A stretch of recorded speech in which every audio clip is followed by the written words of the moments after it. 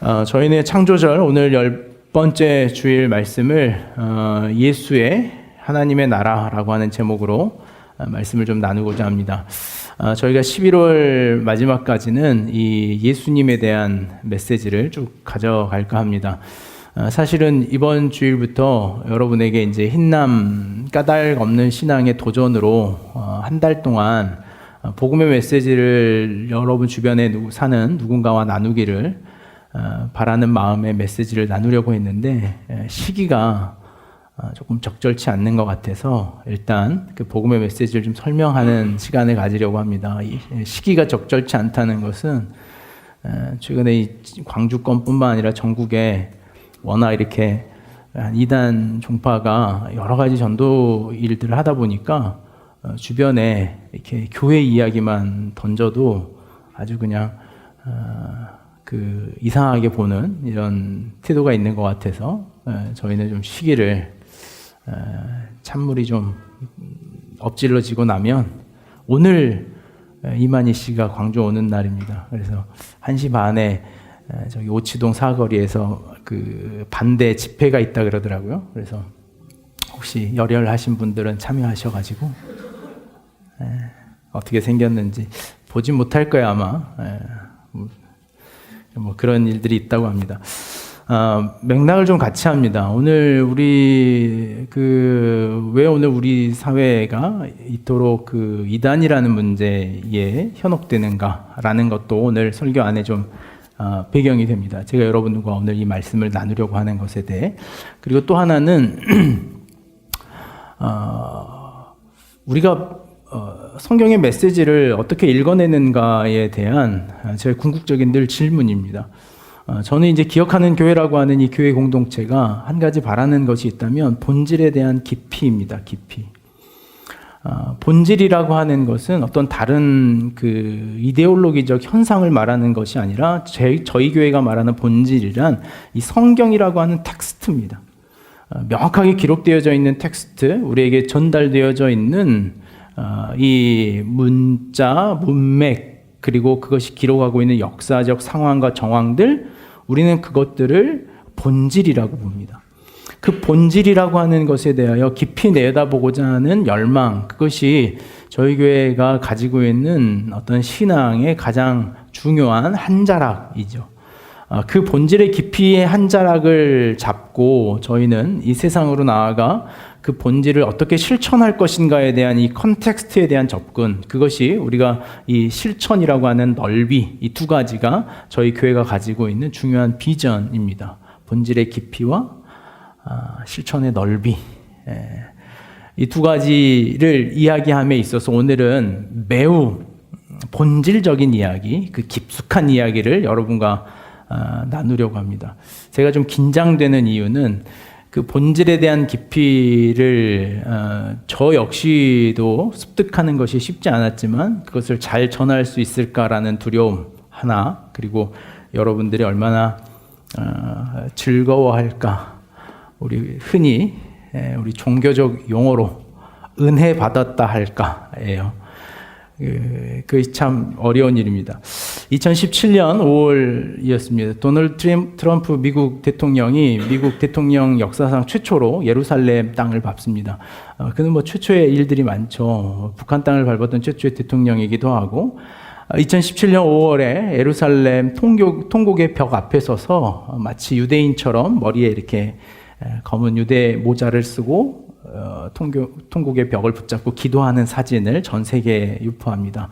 굉장히 이슈가 됐습니다. 당시에 그 사건으로 인해서 팔레스타인과 이 유대 사회 안에서의 이 총격전 안에 이 항쟁이 일어나가지고 수많은 사람들이 죽거나 다치는 일이 일어났습니다. 그 이후로도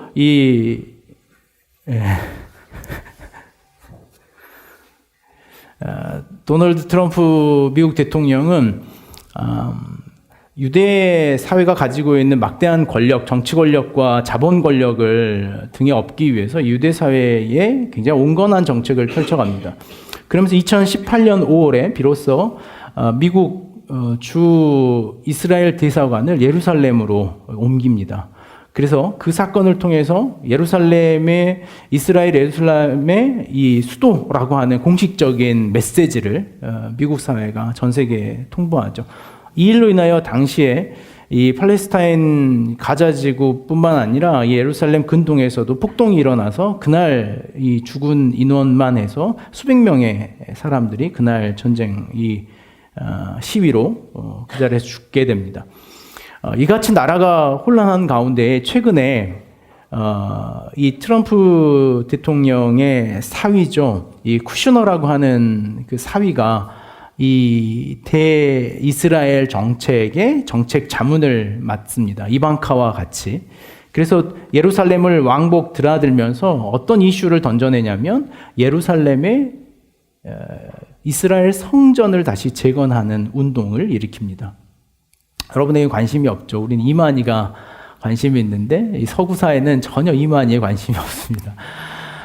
트럼프가 만들고 있는 이 제3의 성전이라고 하는 것이 서구사회가 가지고 있는 굉장히 중요한 이슈입니다. 그것이 중동 전쟁의 서막이 될 것이고, 아마 그 트럼프가 만들고 있는 제3의 성전이 계시록이 예언했던 제3의 적 그리스도가 될 것이다 라고 하는 예언들이 이 미국과 유럽에 있는 이 종교 사가들에 의해서 계속, 그래서 트럼프가 적그리스도냐 아니면 쿠슈너가 적그리스도냐 뭐 이런 논란들이 현재 진행됩니다. 왜 이토록 신앙이라고 하는 것은 늘 이런 어떤 분쟁과 전쟁 또 아픔과 갈등의 이야기로 만들어져 가는가라는 것이 오늘 제가 던졌던 질문입니다.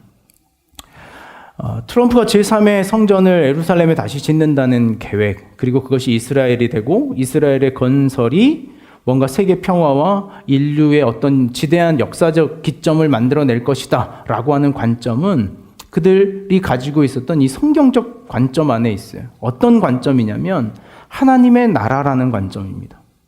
그들에게 있어서 하나님의 나라는 정치적이고 권력적이고 지배정복적인 나라가 그들에게 있어서의 하나님의 나라의 개념인 거예요. 그들이 생각하는 하나님의 나라는 그들이 정치적으로 권력을 가지고 위력할 수 있는 땅, 그 스페이스를 갖는 것, 공간을 갖는 것으로서의 이해가 하나님 나라에 대한 이해였습니다.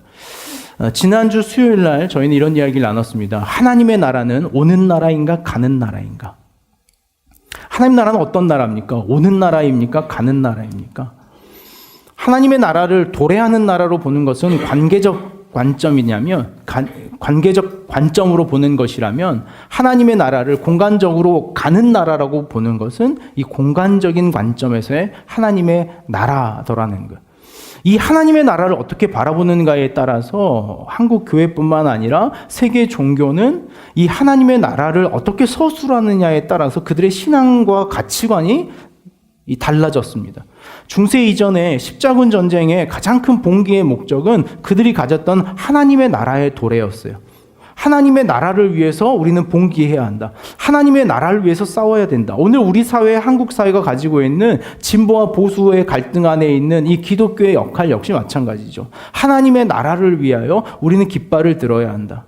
최근에 소개한 바가 있지만 이 광화문 집회와 대적해서 이 국가, 반사회 단체에 대한 저항 운동이 일어났던 이 태극기 부대라고 이야기하던 이곳에 기독교 보수 진영이 연합되면서 기존에는 태극기와 성조기만 들었던 그들의 진영에 새로운 깃발 하나가 들려지기 시작했어요. 그게 뭐냐면 이스라엘 국기였어요. 이스라엘의 회복, 이스라엘의 나라의 회복, 그 이스라엘의 나라의 회복을 돕고 있는 미국 사회와의 연대, 그것이 마치 그들이 성경에서 이야기했던 하나님의 나라라고 생각하는 개념이 그들 안에 있었던 거예요. 과연 우리가 잘 알고 있는 예수님의 하나님의 나라와 오늘 우리가 지향하고 말하고 있는 하나님의 나라는 같은 개념인가? 라는 질문이 오늘 우리가 이 어려운 이야기를 꺼내야 되는 중요한 배경이 되더라는 거예요. 우린 지난주에 이런 이야기를 한번 엽기 끝자락에 나눴습니다. 내 나라인가 하나님의 나라인가?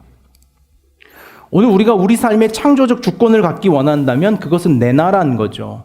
그러나 우리는 말로는 늘 뭘 이야기하냐면 하나님의 나라를 이야기합니다. 목이 메어오는데. 우리가 그런 맥락에서 구약에서 말하는 하나님의 나라의 개념과 예수님이 전했던 하나님의 나라의 개념이 과연 그들 사회 안에서는 어떻게 잘 접목되었을까라는 질문을 가져보는 것이죠. 여러분, 말라기서 다음에 나오는 성경의 책은 뭡니까? 뭡니까? 신약의 목차죠.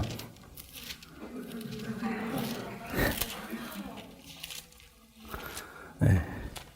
말라기 다음에는 신약의 목차가 신약 전서 이렇게 나오죠. 이 사익 간격, 우리에게는 단 한 페이지 정도 가지고 있는 요 한 페이지의 사익 간격이 여러분 얼마나 되는지 아십니까? 몇 년쯤 어느 정도 신앙생활을 하셨던 분들이나 어떤 감을 가지고 있는 분들은 조금은 들어봤던 이야기예요.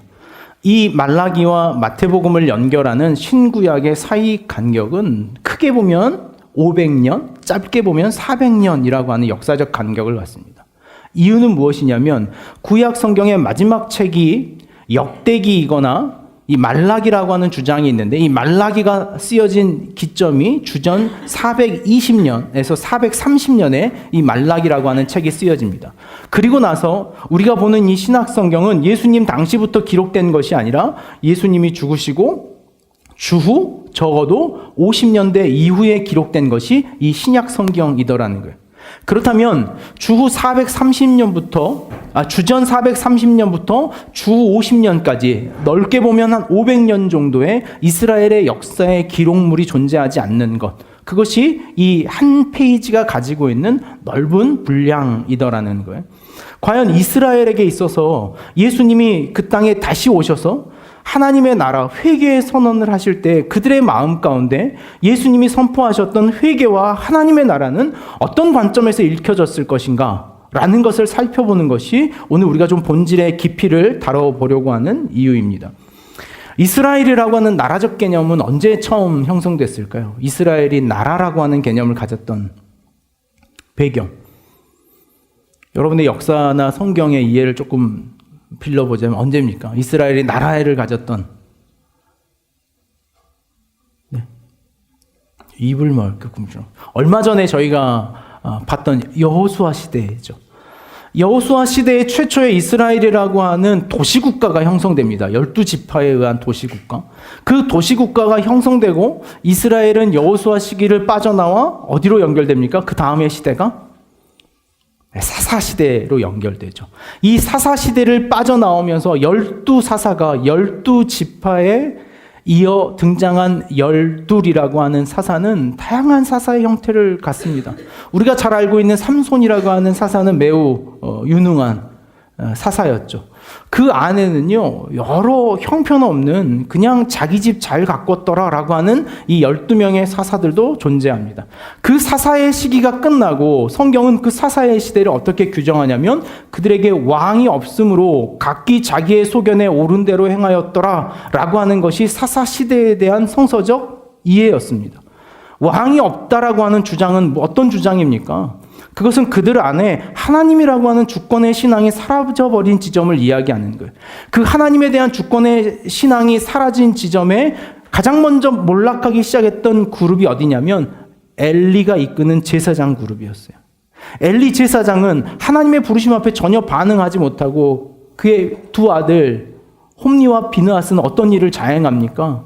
하나님 앞에 드려지는 제물에 가장 살찌고 먹음직스러운 것들만 건져내서 자신들이 먼저 하나님의 제물을 먹는 이 파렴치한 짓을 자행합니다. 이때 당시에 등장한 사람이 누굽니까? 사무엘이라고 하는 등장이죠. 어머니 한나가 성전에 올라가 자신이 아이를 갖지 못하는 것에 대하여 하나님 앞에 기도합니다. 하나님, 아이가 없는 여인으로 살아간다는 것이 얼마나 이 세상 어려운지 아십니까? 저에게 아들을 좀 주십시오. 그래서 오늘 이 집안에서 무시당하고 괄시당하는 이 삶의 서러움을 좀 풀어주십시오라고 기도하며 늘 성전을 왕래하던 그녀의 눈에 보였던 것은 무엇이냐면 그 당시에 무너져버린 예배였어요. 엘리 제사장의 그 황폐함과 그 두 아들의 파렴치함을 날마다 성전에 가면서 본 거예요. 이 한나라고 하는 여인의 기도가 바뀝니다. 하나님, 이제 저를 위해 아들을 허락하지 마시고 이 나라, 이 성전의 예배를 위해 하나님 저에게 아들을 베풀어 주신다면 제가 이 아들을 하나님의 성전에 내어드려 그로 하여금 하나님을 온전히 예배하는 나라를 다시 세우겠습니다. 라는 기도로 바뀝니다. 하나님 거기에 응답하시죠. 그래서 그 한나라고 하는 여인의 아들이 누굽니까? 사무엘이죠. 사무엘을 그대로 엘리 제사장에게 보냅니다. 그래서 엘리 제사장과의 중요한 일화가 있잖아요. 사무엘과 엘리가 같이 잠들었죠. 하나님께서 사무엘아, 사무엘아, 사무엘의 엘리가 자신을 부르는 줄 알고 선생님 왜 저를 부르셨습니까? 난 널 부른 적이 없다. 혹 하나님이 심심해 너를 부를 수 있으니 나에게 오지 말고 이제 그 부르심이 있거든 기도해라. 엘리가 얼마나 하나님의 음성 앞에 무능했는지를 보여주는 장면이죠. 사무엘은 그렇게 해서 하나님의 첫 번째 선지자라고 하는 예언자라고 하는 부르심 앞에 섭니다. 그 사무엘의 시대가 30년이라는 시간이 흘러갑니다. 그리고 나서 이스라엘 백성들은 끊임없이 그들에게 그 사무엘이라고 하는 선지자, 영적 지도자가 있음에도 불구하고 당시에 이 팔레스타인 고대 근동 땅에 왕들이 하나하나 세워지는 것을 보면서 자신의 나라에도 왕을 달라라고 하는 하나님에 대한 청원을 계속 집어넣습니다. 하나님 거기에 응답해 주시죠. 그래서 이스라엘은 최초의 왕정 국가가 탄생하기 시작합니다. 그게 언제냐면 주전 1050년입니다. 1050년에 하나님은 이스라엘에 그들이 요청했던 하나님의 그 인정하는 왕을 세우는데 그 첫 번째 왕의 이름이 누굽니까? 사울이죠, 사울. 그래서 우리는 이 사울을 신약에 있는 사울과 늘 혼돈하는 실수를 합니다. 이 주전 1050년대의 사람을 갑자기 주 50년대에 끌고 와가지고 사울이 왜 왕이었는데 왕을 포기하고 전도를 하고 다닙니까? 라는 질문을 제가 많이 들어봤어요. 웃어요? 여러분 웃기지 않아요. 많이 들어봤습니다. 왜 왕이었던 사울이 바울이 됐습니까? 네.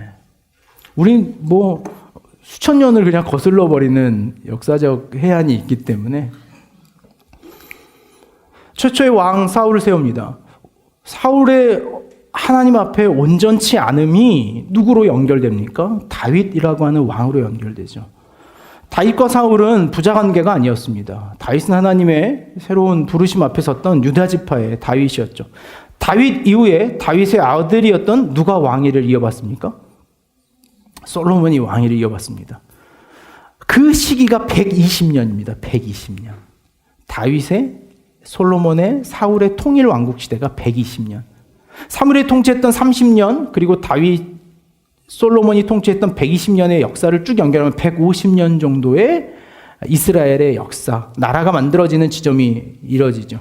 그리고 나서 주전 391년에 남유다와 북이스라엘로 분열되고 맙니다. 솔로몬이 죽자 솔로몬의 아들과 솔로몬의 충신이 이 북이스라엘과 남유다 두 땅으로 흩어집니다. 이때 남유다는 두 지파가 남유다에 머무르죠. 어디 지파가 남유다를 형성합니까? 유다와 유다의 같은 혈통인 베냐민, 이 두 지파가 남유다를 형성합니다. 그리고 북이스라엘 나머지 10개 지파가 형성되죠. 이때 만들어지는 나라, 민족 개념이 있는데 사마리아인이 이때 만들어져요. 이때 사마리아인들이, 정통 유대인들이 저 위에 있는 아시리아, 시리아 사람들과 혼혈하며 만들어진 족속. 그래서 유대계와 사마리아계, 이 시리아 계열이 만들어져서 만들어진 사람들을 후대에 사마리아인이라고 불렀어요. 그래서 신약 성경에 보면 그 사마리아인이라고 하는 이 유대인과의 갈등, 늘 유대 본토에 있었던 유대주의 사람들은 사마리아 사람들을 무시했던 이유가 거기에 있는 거예요. 혼혈인들이래. 너희는 정통 유대인이 아니라 저 시리아 사람들과 혼혈한 혼혈인족이더라는 거예요. 931년에 분열된 두 나라는 722년에 아수르에 의해서 북이스라엘이 먼저 멸망합니다. 722년에 아수르가 침공해서 그들을 모두 능멸해가고 수탈합니다. 그리고 나서 이 아수르가 계속 침공하는 지점에 아수르에 의해서 이 패권을 장악하는 나라가 어디였냐면 바벨론이라고 하는 나라가 이 아수르에 의해서 패권을 장악합니다. 바벨론에 의해서 남유다는 주전 586년에 끝내 멸망을 하죠. 주전 586년이면 그들이 왕정을 세웠던 1050년에서 586년까지 적어도 이스라엘의 왕정 국가는 몇 년의 역사를 끌고 옵니까? 500년이에요. 그래서 이 500년은 제가 신대용 공부할 때 이 조선왕조 500년하고 좀 비슷합니다. 그래서 이스라엘 왕조 500년 이렇게 외우는.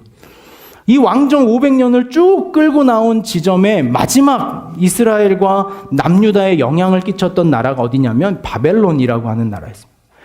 바벨론이라고 하는 나라의 특징을 저희가 좀 살펴보자면 바벨론은 우리가 잘 아는 것처럼 각 지역에 있는 우수한 인재들을 바벨론 중심으로 늘 끌고 가서 그 끌고 간 사람들로 인하여 바벨론 사회를 형성하게 만들었어요. 거기서 바벨론으로 끌려갔던 우리가 잘 알고 있는 젊은이를 하나 알죠. 누굽니까? 다니엘이라고 하는 친구죠. 다니엘이 그렇게 해서 바벨론의 포로로 끌려갑니다. 바벨론의 포로로 끌려갔던 이 바벨론 사회가 자신들만의 국가적 나라를 형성하고 살아가다가 신흥 페르시아, 성경에는 바사라고 기록된 페르시아에 의해서 바벨론이 멸망을 하고 페르시아가 나라를 이 패권을 장악합니다. 그것이 주전 538년. 이때 페르시아의 일대 왕이 누굽니까? 한번 보여주시겠어요, 이제? 네. 이걸 여러분들에게 말로 다 설명하자니 너무 고통스러워서 저도 좀 준비를 해봤는데 아주 날을 샜습니다, 제가. 페르시아 시대에 이제 비로소 저희가 도착을 합니다. 원래 불이 들어오는 건데 안 들어오네. 페르시아 시대에 들어와서 이 페르시아의 왕정 나라의 첫 번째 왕이 누구였냐면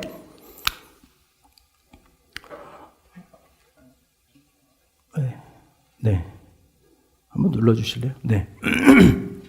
페르시아의 키루스라고 하는 이 세계사에 기록된 고레스라고 하는 왕이 이 페르시아의 신흥 왕국을 세워냅니다. 그가 바벨론을 점령합니다. 바벨론을 점령해서 이 페르시아의 고레스라고 하는 왕이 바벨론이 가지고 있었던 정책 중에 하나의 정책을 그들은 바꿔야겠다는 생각을 합니다. 그게 뭐였냐면 바벨론으로 모든 사람들을 끌고 왔더니 이 바벨론은 융성해지고 바벨론의 문화는 굉장히 발전하는데 어떤 문제가 생겼냐면 그 엘리트 사회를 다 그 지방에서 끌고 와 버리니까 어디가 무너지냐면 지방이 무너지는 거예요. 그래서 지방이 무너지니까 바벨론의 후기에는 이 지방으로부터 올라오는 조공물이 없는 거예요. 왜냐하면 누가 이 지방에서 그 지방을 끌고 갈 만한 인재가 없는 거죠. 그러니까 지방 분권이 사라지고 중앙 집권제가 되다 보니까 지방에 있는 곳에서 먹고 살 만한 것이 없는 거예요. 페르시아는 그것에 대해서 반대해서 이 페르시아는 정책을 바꿉니다. 어떤 정책을 바꾸냐면 이 바벨론의 포로로 끌려가 있던 모든 인재들을 총리라고 하는 정책을 동원해서 모두 자신의 본 고장으로 돌려보내는 정책을 펼치는 것이 이 고레스 왕 원년에 가졌던 이 정책이었습니다. 거기에 영향을 받고 혜택을 받았던 민족이 유대 민족이. 주전 538년에 그래서 그들은 첫 번째 이스라엘의 포로 귀환이 일어납니다. 포로 귀환을 명령하고 그 포로 귀환 사회가 형성되는데 이 페르시아 때 만들어졌던 이 페르시아 시기 때 쓰여졌던 성경의 책들이 있는데요. 모두 7권입니다. 그래서 그것을 이 성경학자들은 페르시아 7권 이렇게 말을 하거든요. 이 페르시아 시기에 써졌던 구약 성경의 책은요. 다니엘서, 에스라서, 학개, 스가랴, 에스더, 느헤미야, 말라기까지 이 7권의 책들이 이 페르시아 시대를 배경으로 해서 성경에 서술됩니다. 어떤 역사적 배경을 가지고 있는가예요. 이 페르시아 이야기가 구약 성경에 있어서 굉장히 중요한 이야기로 연결이 됩니다. 우리는요, 구약 성경의 이 페르시아 이야기를 그대로 가지고 400년, 500년을 뛰어넘어서 어디와 만나냐면 로마와 만나요. 세계사에서는 이 역사의 긴 400년, 500년의 시간 동안 이 고대 중동 땅을 중심으로 한 역사가 펼쳐지는데 우리는 구약의 메시지를 듣다가 갑자기 신약의 로마 사회로 넘어가는 거예요. 오늘 우리가 구약과 신약을 읽으면서 오늘 이 이야기를 알지 못하면 깨달지 못하는 몇 가지 주제가 있습니다. 예를 들자면 이런 거예요. 수전절 같은 절기입니다. 수전절. 마태복음 10장에 보면 겨울에 예수님께서 예루살렘에 수전절을 지키기 위해 올라가셨다 이렇게 말하거든요. 수전절은 이스라엘 절기상 언제냐면 12월 25일이 수전절입니다. 수전절이라고 하는 절기는 구약에 없는 절기입니다. 우리는 구약에 있는 7절기도 좀 혼돈하죠. 무교절부터 시작해서 대속죄일까지 연결되는 이스라엘의 7절기, 무교절, 유월절, 오순절, 장막절, 칠칠절, 속죄일까지 연결되는 쭉 이스라엘의 7절기 외에 이 시기에 또 하나의 절기가 만들어지는데 그게 불임절이라는 절기예요. 불임절 들어보셨습니까? 부르라고 하는 말에서 따온 절기입니다. 수요일 날 우리 열심히 나눴던 이야기입니다. 이 불임절. 혹시 기억하십니까? 기억하십니까? 라고 물어보면 안 되더라고요. 제가 이만희 씨 강의를 요즘에 즐겨 듣거든요. 제가 부산, 대구, 대전 다 들었습니다. 근데 이만희 씨는 절대 이렇게 구걸하지 않더라고요. 맞죠? 이러더라고요. 제 말이 맞죠? 네. 그러면 이렇게 앞에 마이크 든 형제가 아멘 그래요. 죄송해요. 뭐 동의를 구하지 않습니다. 그냥 무조건 맞죠? 그러더라고요. 이스라엘의 역사 안에서 페르시아 시기에 불임절이라고 하는 절기가 하나 만들어지는데 그거는 아하수에로 왕 때 만들어진 절기입니다. 불임절. 불임절 하면 생각나는 여인이 하나 있죠. 누가 생각나야 됩니까? 에스더가 생각나야 돼요. 에스더가 하만이라고 하는 자에 의해서 모든 이스라엘 유대 백성들이 누명을 쓰고 죽으려고 할 때 하만이라는 자가 제비를 뽑습니다. 내가 그들을 죽일 날을 뽑죠. 그 날을 뽑은 날에 이스라엘 백성들이 살고 모르드게와 에스더는 살고 누가 죽습니까? 하만의 가족들과 함께 처형당하죠. 이스라엘은 그날을 기념합니다. 그래서 제비를 뽑았다. 하나님께서 우리를 뽑아 살리셨다라고 하는 절기를 지키는 절기가 불임절이라고 하는 절기예요. 이스라엘은 그래서 후에 신약 성경에 보면 불임절과 수전절이라고 하는 두 가지 새로운 절기가 등장합니다. 구약 성경에 아무리 찾아도 안 나와요. 레위기와 민수기와 신명기에 찾아도 나오지 않는 절기가 거기 있는 거예요. 또 한 가지는요. 이 페르시아 지역에서 바로 헬라 문화, 그리스 문화로 넘어가면서 또 하나 형성된 게 있냐면 구약 성경은 그토록 강조했던 12지파의 이야기가 신약 성경에는 없습니다. 12지파 다 어디 갔을까요? 신약 성경에 보면 예수님의 12제자를 세우는 것이지만 신약 성경 안에서 예수님이 세웠던 12지파들은 있지만 신약 성경 안에서 예루살렘을 중심으로 해서 그들의 세력을 다투었던 우리가 잘 알고 있는 두 지파가 있습니다. 그 지파가 뭡니까? 현지 자매님. 네. 맞죠? 두 지파가 뭐예요? 신약 성경에 신약 사회를 끌고 갔던 이 종교 그룹. 무슨 파라고 부르잖아요. 헬라파? 헬라파 유대인. 네. 그건 헬라파는 다음 주에 우리가 한번 해볼 이야기인데 로마 헬라 문화 뭐였어요? 무슨 파, 무슨 인 이렇게 불렀죠. 네? 바리새인과 사두개인. 신약 사회는요, 이 12지파라고 하는 유대의 전통성을 언제 다 잊어버리고 그 안에서 종교 지도자들로 세워졌던 두 인물이 등장하는데, 두 세력이 등장하는데 사두개인과 바리새인이에요. 사두개인과 바리새인은 어디 사람들일까요? 어디서 나타났을까요? 우린 잘 몰라요. 그러면서 우리는 바리새인은 무조건 나쁜 사람이라고만 알아요. 그리고 사두개인하고 바리새인하고 엄청 친한 걸로 착각해요. 사실은요, 신천지하고 우리가 먼 것처럼 그들은 멀었습니다. 동과 서가 먼 것처럼 전혀 상종하지 않는 사람들이었어요. 예수님이 이 땅에 처음 오셔가지고 바리새인들이 예수님을 보고 착각했어요.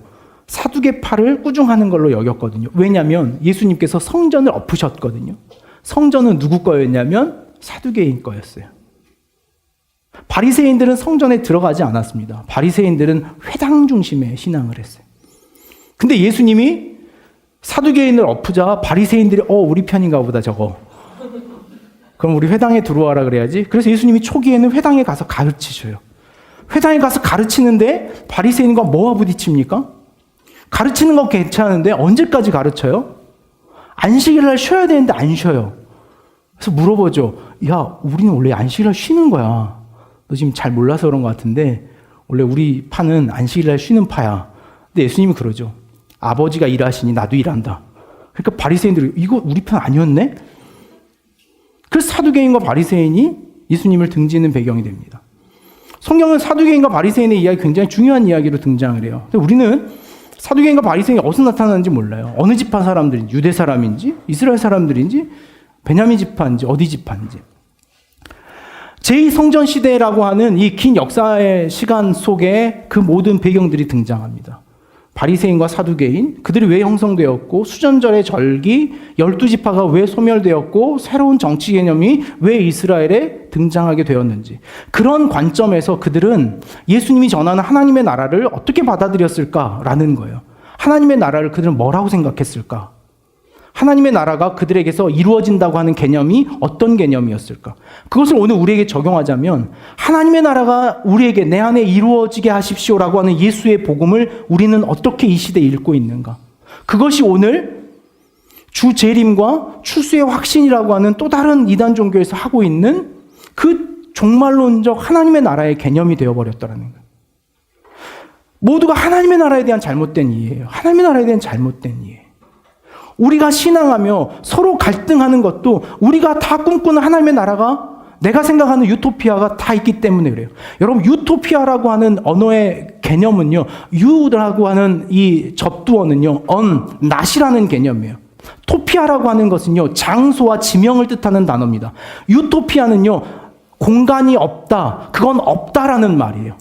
유토피아는 없는 공간으로서의 지상 낙원인 거예요. 근데 우리는 그것을 눈에 보이는 지점으로 끌고 내려오면서 유토피아가 아닌 가상의 내 나라를 만들려고 하는 것이 오늘 우리의 하나님의 나라의 개념이 되어버렸다는 거예요. 우린 모두 하나님의 나라를 꿈꿉니다. 열심히 찬양하고 소망하기도 하죠. 하나님의 나라의 개념이 어떻게 형성되어 있는 거예요? 이스라엘의 포로는 1차 수룹바벨에 의해서 42,000명이 바벨론에서 예루살렘으로 내려옵니다. 수룹바벨 이후에 에스라가 귀환하기까지 이 예루살렘 안에서 이스라엘 백성들은 바로 포로기를 형성하지 못하고 성전을 재건하지 못하고 머물러 있게 됩니다. 3차에 걸쳐서 포로가 귀환하는데 이 포로를 귀환시킬 수 있었던 페르시아의 당시의 정치적인 방법이 하나 있었는데 이 사트라프라고 하는 정치 이 지방의 어떤 행정권이 하나 있었습니다. 이 사트라프가 뭐냐면 우리식으로 말하는 암행어사 제도였어요.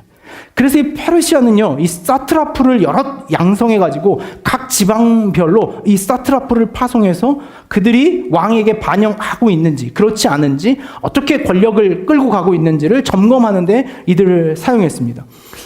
고레스 왕이 죽고 고레스 왕 다음 해에 등장하는 이 고레스 왕의 다음 시대가 이 400년이라고 하는 긴 역사의 침묵을 이야기합니다. 말라기가 기록됐던 430년에서 예수 탄생했던 이 4세기까지 4년까지 제2성전이 완공됐던 516년에서부터 로마에 의해서 성전이 파괴됐던 주전 70년까지 40년 동안의 긴 침묵의 역사를 우리는 어떻게 읽을 것인가 라는 거예요. 팔레스타인 바사라고 하는 이 제국 안에서 어떻게 오늘 우리가 읽었던 성경의 본문 말씀을 잠깐 한번 볼까요? 말라기 1장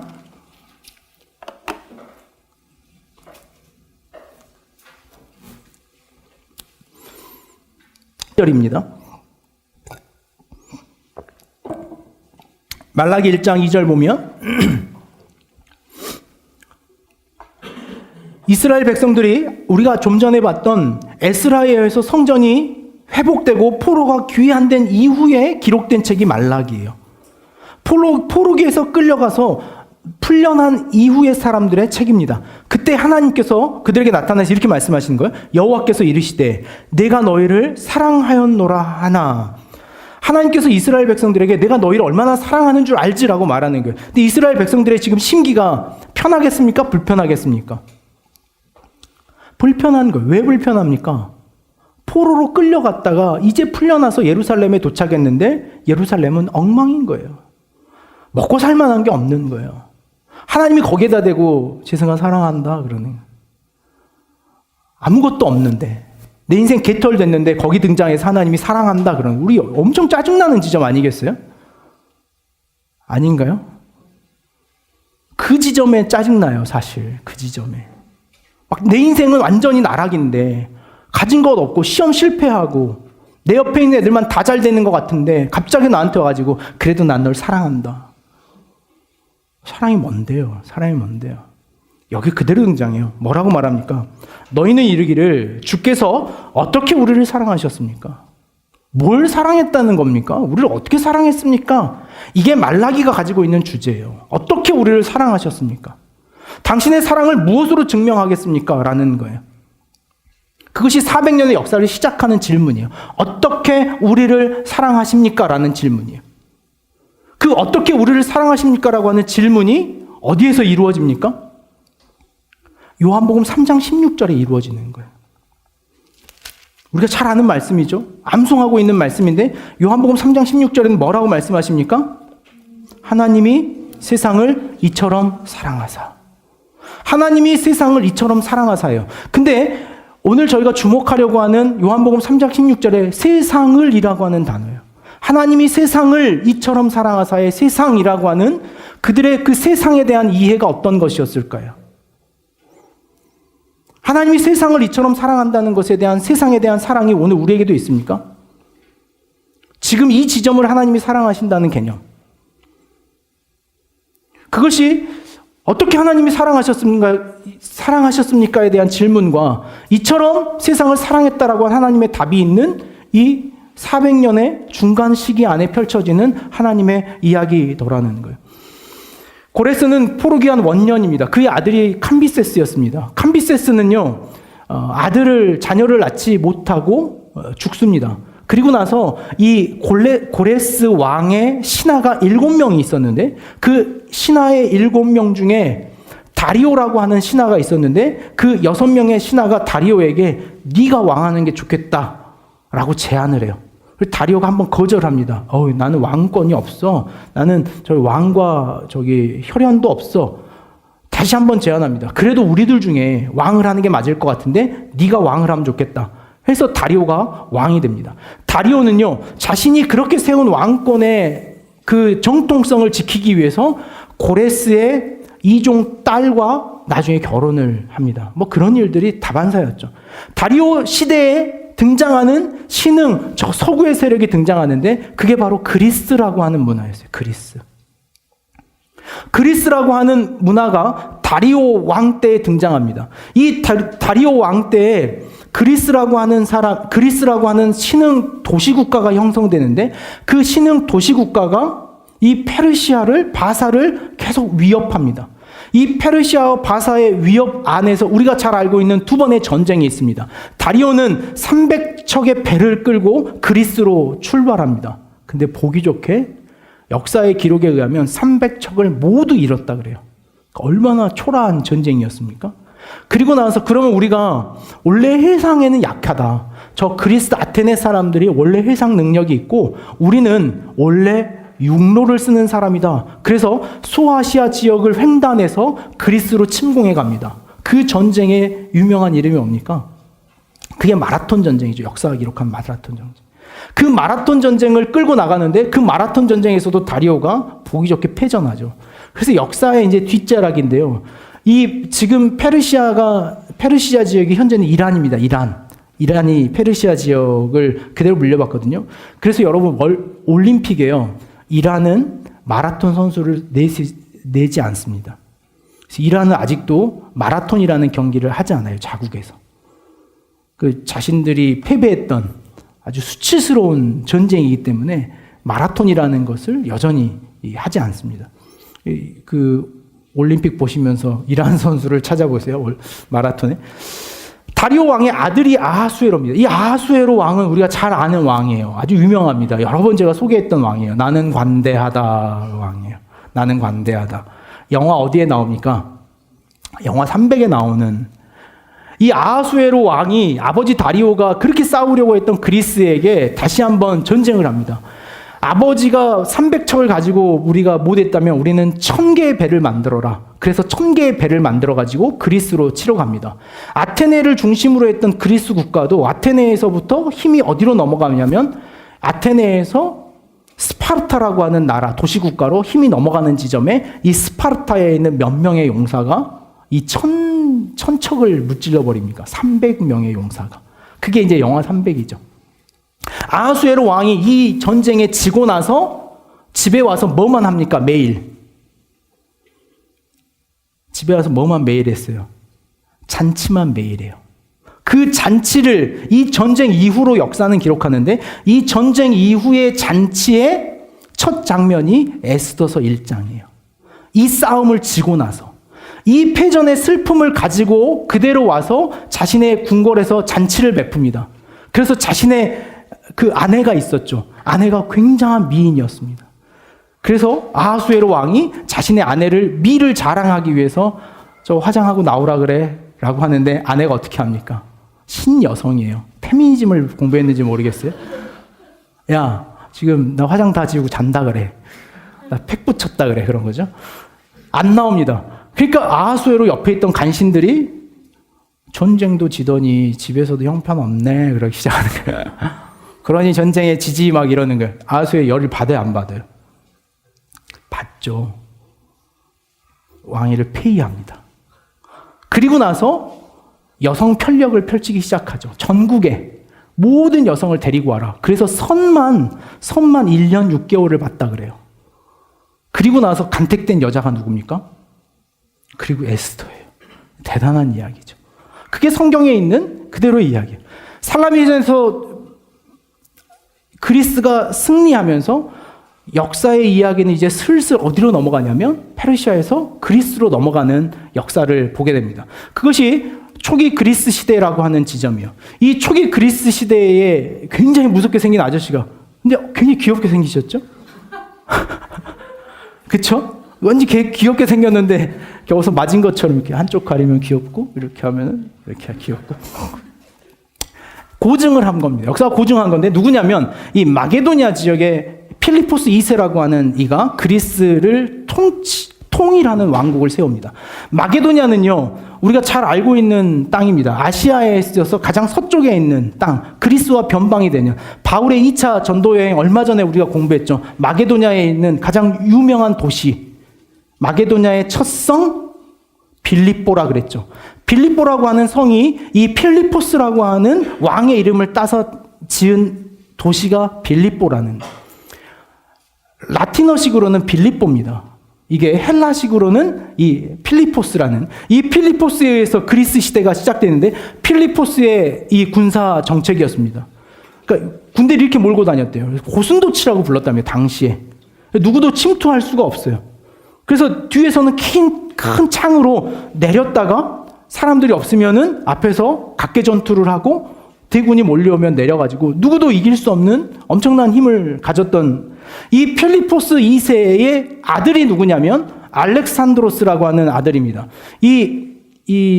여기가 이 마게도냐 지역인데, 이 마게도냐 지역 넘어가면 이 알렉산드로스가 필리포스 2세의 아들이었는데 필리포스 2세가 암살당합니다. 필리포스 2세가 암살당하고 그의 아들이었던 알렉산드로스, 이 아들이에요. 잘생겼죠. 눈이 아주 부리부리합니다. 약관 20살에 그리스를 통치합니다. 그가 어디까지 점령을 하냐면 마게도냐에서부터 나와서 소아시아 그리고 팔레스타인 지역을 뛰어넘어서 이란 모든 지역, 사우디아라비아까지 모든 전역을 12년 만에 통치합니다. 12년 만에. 엄청난 싸움에 아주 능한 자였다 그래요. 주전 336년에 이 필리포스 아버지가 암살당하고 나서 알렉산드로가 20살에 왕권을 이어받다가 12년 만에 암살을 당합니다. 암살을 당하는데 자녀가 아무도 없고 자신들의 아내까지도 모두 그 암살의 처형의 자리에 들어가죠. 그가 이 페르시아와 시리아, 이집트, 바벨론까지 전체를 다 통일해서 가장 넓은 그리스 영토를 차지하게 됩니다.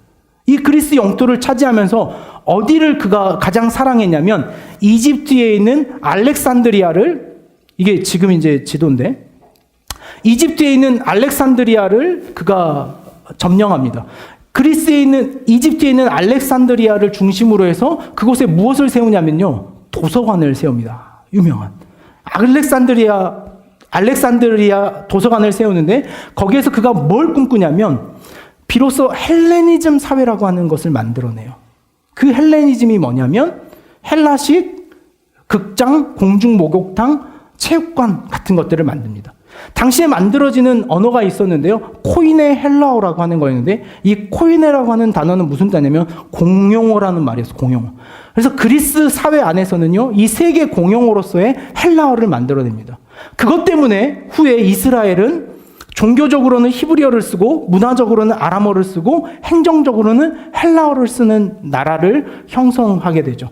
이 초기 그리스 시대가 주전 323년에 만국을 데리고 중기 그리스 시대가 됩니다.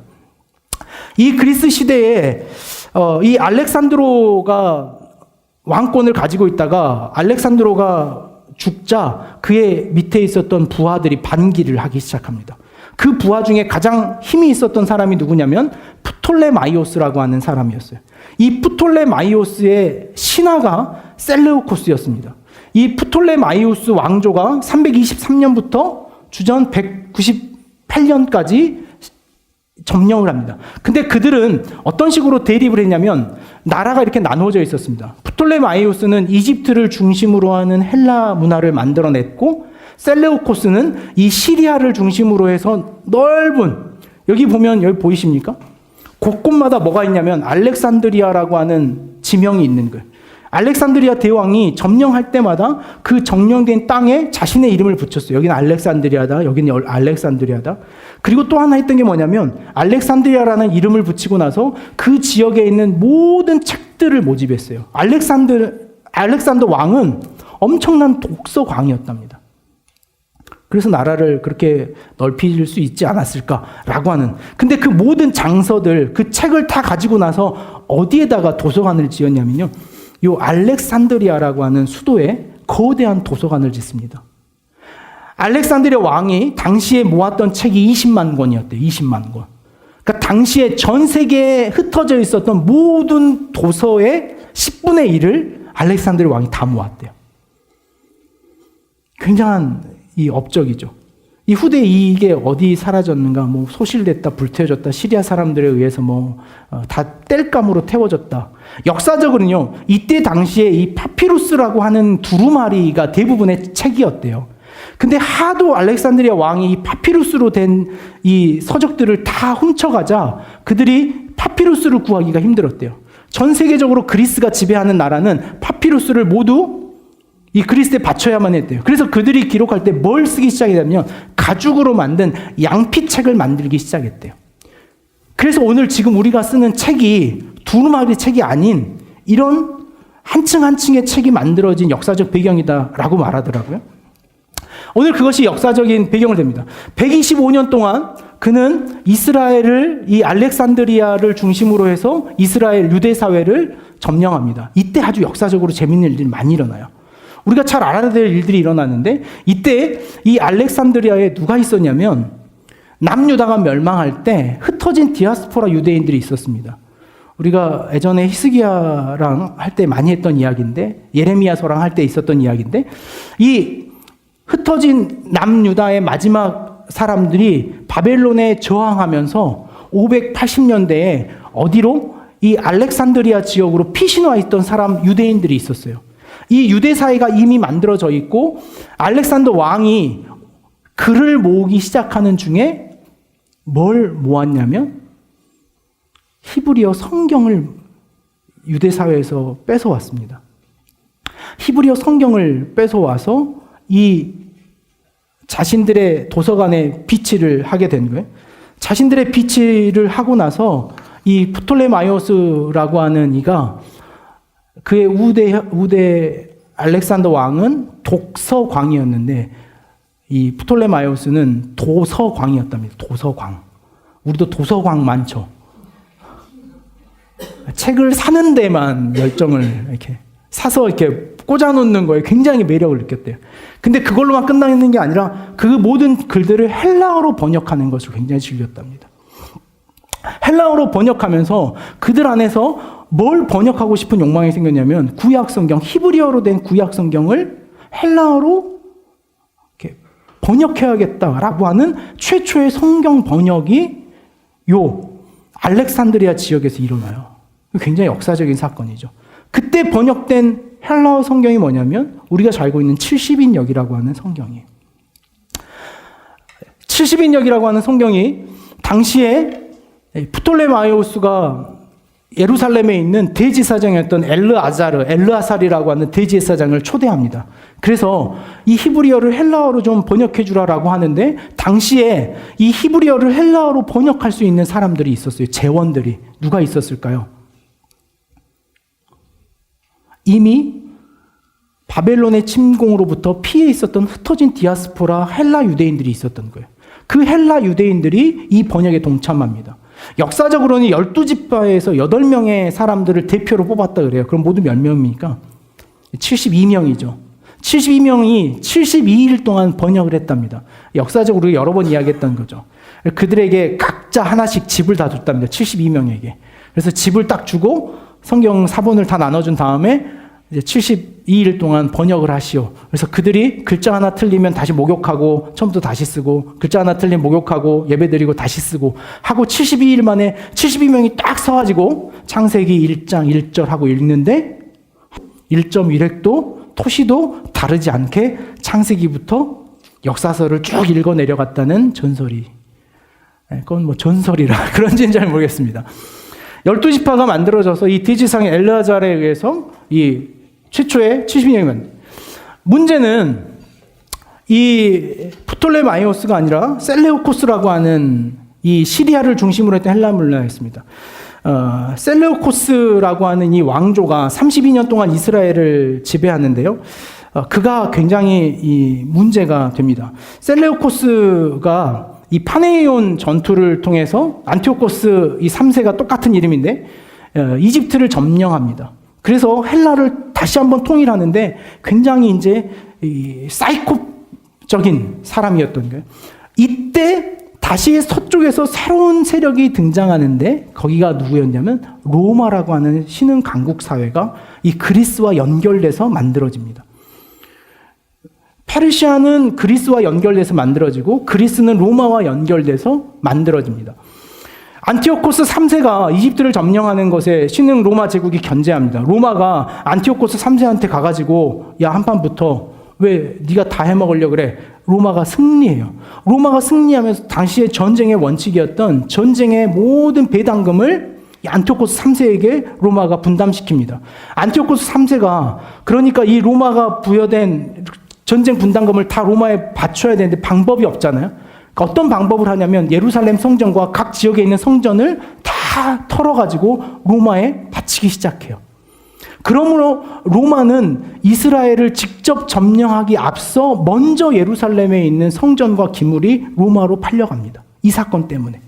이 사건 때문에 안티오코스 3세의 아들이 4세가 로마의 인질로 잡혀갑니다. 말 안 들으면 너네 아들 죽일 거야. 그래서 아들을 잡아가요. 아들을 잡아갔다가 셀루코스 3세의 아들 4세가 이 안티오코스 4세의 형이었는데 그 형이 지배하고 있던 그리스를 안티오코스 4세가 14년 만에 다시 돌아와서 그리스를 통치하기 시작합니다. 그때 이제 문제가 생기기 시작하는 거예요. 그는 자신의 이름을 에피파네스라고 바꿨어요. 에피파네스라고 하는 뜻이 뭐냐면 스스로 난 자다 이런 말. 난 놈이다 그런 말. 굉장히 난 놈이죠. 그래서 난 난 놈이다 그러면서 역사를 완전히 흔들고 다녔습니다. 그래서 사람들이 그를 에피마네스라고 불렀대요. 근데 에피마네스는요 똑같은 이 헬라어로 미친놈이라는 굉장히 의미 비슷하죠. 에피파네스 난 놈이다. 난 놈은 에피마네스가 될 수 있다는 사실은 오늘 우리에게도 굉장히 영적이죠. 믿으십니까? 맞죠? 그러니까 스스로 난 놈 되다가 저 돌 수 있으니까 주의하셔야 됩니다. 그에 의해서 절대적인 핍박이 일어납니다. 이스라엘을 헬레니즘 국가로 바꾸려고 굉장히 하죠. 로마에 세금을 부여하기 위해서 예루살렘 성전을 약탈합니다. 대제사장을 직을 판매하기 시작해요. 메넬라오스라고 하는 전혀 이방인을 대제사장으로 세우기도 합니다. 예루살렘 인근에 체육관을 건설해가지고요. 그 체육관에서 뭐 하게 하냐면요. 남자들 울통 다 벗고 거기서 전쟁하게 해요. 그러면서 예루살렘을 막 더럽히기 시작합니다. 할례 문화를 말살시켰고 그는 율법과 안식일 규정을 다 깨트려 버렸어요. 율법 지킬 거 없다. 안식일 지킬 거 없다. 하고 싶은 대로 살아라. 라고 하는 거였어요. 그래서 이 헬레니즘 국가를 만드는 것에 대해서 저항과 투쟁이 시작하게 됐는데 기억해 놓으십시오. 히시딤이라고 하는 사람들이 생겨나기 시작해요. 그의 핍박에 의해서 저항하는 어떤 경건주의자들이 만들어지는데 그들의 이름이 히시딤이에요. 후에 이 히시딤이라고 하는 후예들이 우리가 아는 신약의 바벨론 이 바리새인과 사두개인의 전신이 됩니다. 다니엘서 7장 7절에서 8절 말씀해 보면 그를 이 셀레우코스 안티오코스 4세를 다니엘서에 등장하는 적 그리스도 본문에 연결을 시킵니다. 내가 밤 환상 가운데 그 다음에 본 넷째 짐승은 무섭고 놀라우며 또 매우 강하며 또 쇠로 된 큰 이가 있어서 먹고 부서뜨리고 그 나머지는 발로 밟았으며 이 짐승은 정의 모든 짐승과 다르고 또 10뿔이 있다. 내가 그 뿔을 유심히 보는 중에 작은 뿔이 그 사이에 나더니 첫 번째 뿔 중에 셋이 그 앞에서 뿌리까지 뽑혔으며 이 작은 뿔에는 사람의 눈 같은 눈들이 있고 또 입에 있어 큰 말을 하였더라. 이게 지금 신천지에서도 말하는 적그리스도의 원형이에요. 그래서 요한계시록에 있는 666이라고 하는 그 적그리스도의 계보가 로마에 있는 이 로마의 황제를 지칭한다는 것을 부정합니다. 다니엘서에 있었던 이 7장 7절 8절에 있는 적 그리스도에 대한 예언은 안티오코스 4세에 대한 다니엘의 예언이거든요. 근데 이 예언이 어떻게 이루어지냐면요. 이 안티오코스 4세가 11장 31절에 군대는 그의 편에 서서 성소 곧 견고한 곳을 더럽히며 매일 드리는 제사를 폐하며 멸망하게 하는 가증을 세울 거예요. 매일 드리는 제사를 폐했다는 건 뭐냐면요. 그들이 안식일 규례를 허물고 예루살렘에 와서 성전에서 예배드리는 걸 금지했습니다. 그리고 나서 주전 167년 12월 25일 날 이게 이제 수전절과 관련된 절기인데 167년 12월 25일 날 이 예루살렘 성전에 이 안티코스 4세가 뭘 하냐면 제우스 신상을 세워버립니다. 그게 다니엘 11장 31절에 있는 멸망하게 하는 가증한 것이에요. 여러분 신천지 가면요. 멸망하게 하는 가증한 것 교리가 있어요. 이 멸망하는 가증한 것이 어디에 세워졌냐면요. 경기도 과천에 세워졌습니다. 맞죠? 맞더라니까요. 과천에 신천지 이전에 베레아 성서 신학원을 이 멸망에 가증한 것이라고 그들은 말해요. 이 멸망에 가증한 것을 무너뜨립니다. 누가 무너뜨려요? 맡은 자, 약속의 목자님, 이마님께서 무너뜨리십니다. 맞죠? 이러면 다 아멘 해요, 막. 10,000명 정도가.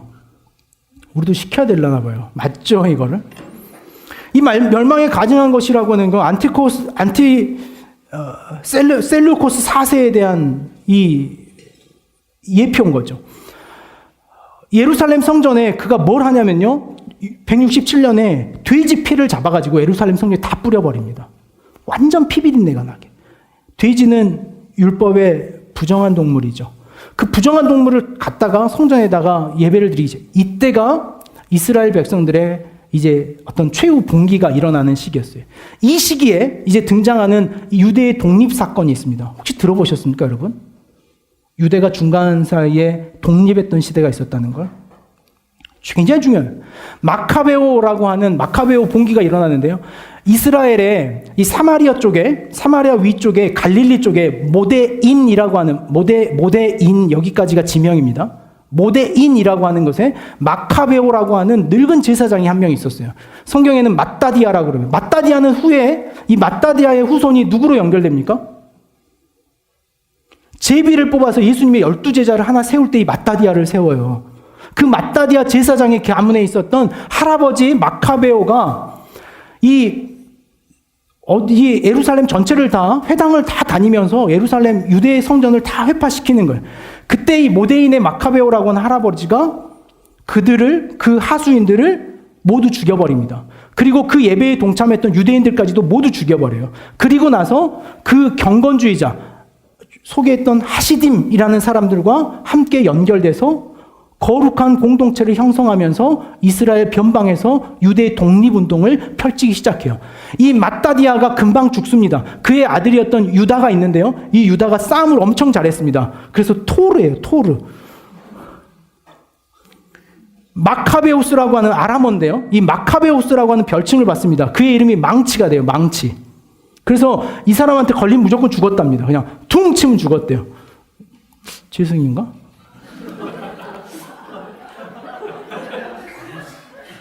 그러니까 이런 일 하고 살아야 된다고 너는. 엮기들지 말고. 이 마카베우스 망치가 만들어지는데 이 마카베우스가 유대를 독립시킵니다. 그때가 언제냐면 166년에 유대가 독립합니다. 그러면서 이 헬라 문화에서 독립을 합니다. 그러면서 만들어진 형성된 파가 있는데 이 마카베오라고 하는 거예요. 그래서 여러분 구약 성경의 외경에 보면 마카베오서라는 게 있어요.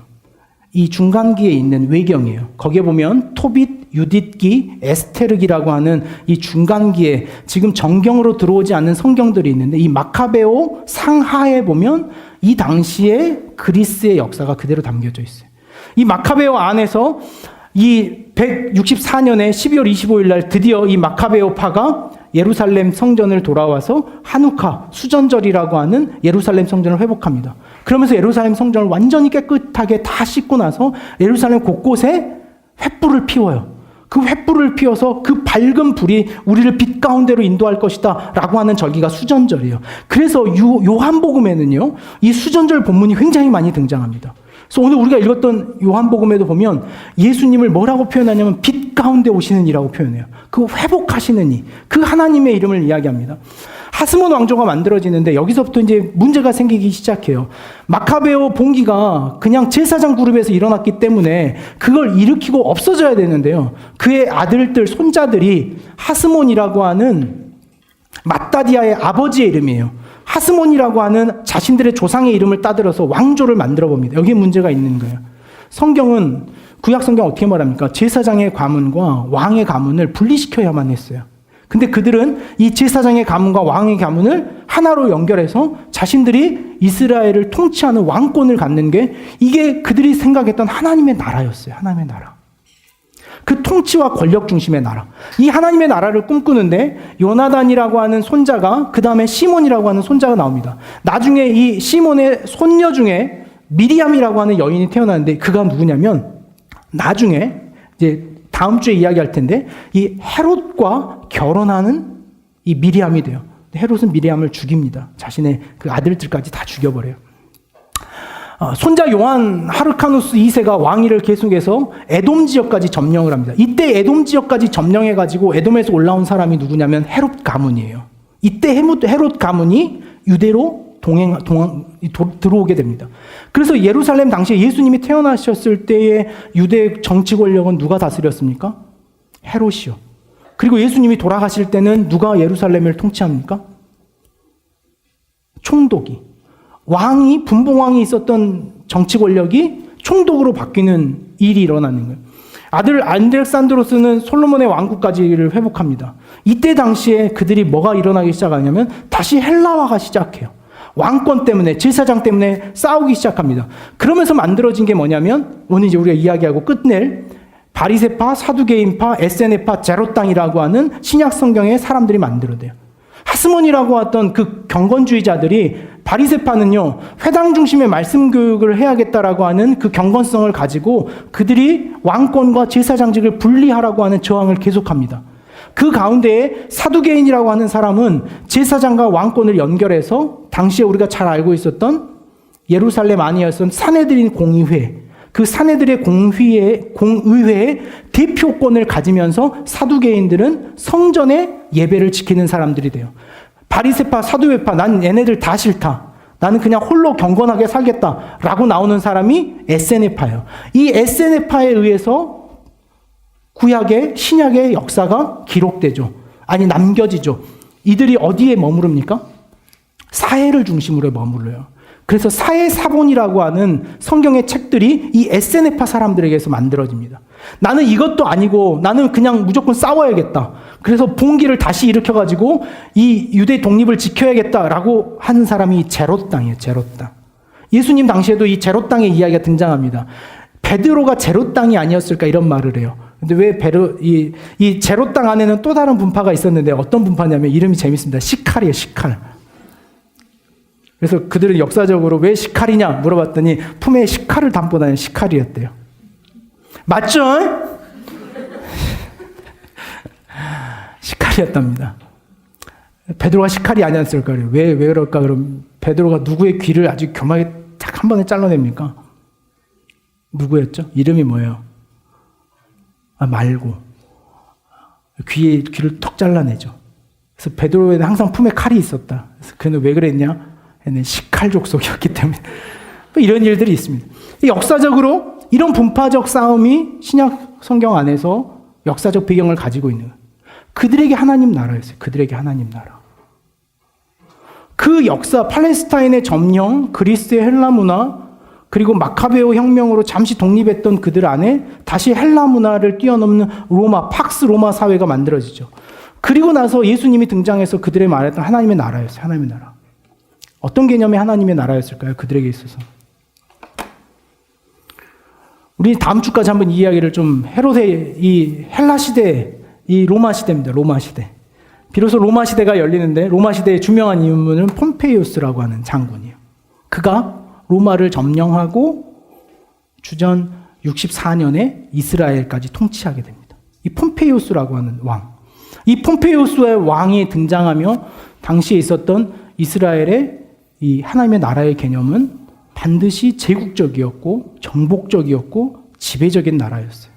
그래서 예수님이 전하는 하나님의 나라가 그들에게는 이해되지 않았어요. 복음이 말하는 하나님의 나라가 하나님의 주권이 나를 지배하고 나를 운행해 가시는 나라로서가 아니라 하나님의 힘과 권력을 등에 입고 다시 제국을 건설하고 나라를 건설하고 내가 잘 사는 나라로 나가는 것이 예수님께서 그토록 싸웠던 하나님의 나라의 싸움이었던 거예요. 오늘 우리 시대의 교회도 이 하나님 나라의 싸움을 하고 있는 것 같아요. 하나님의 나라는 하나님이 내 안에 들어오셔서 하나님이 나를 통치하는 것으로서의 하나님의 나라예요. 관계적인 나라. 근데 우리는 우리의 신앙의 정점을 내가 열심히 신앙에서 꿈꾸는 나라는 우리는 다시 내가 통치하는 나라, 내가 왕이 되는 나라, 내가 제국이 되는 나라. 이 하나님의 나라를 꿈꾸는 거죠.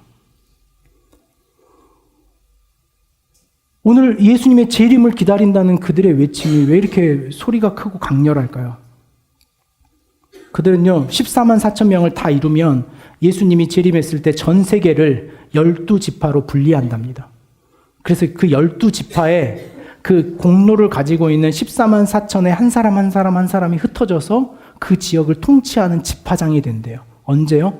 신천 신지가 열리면.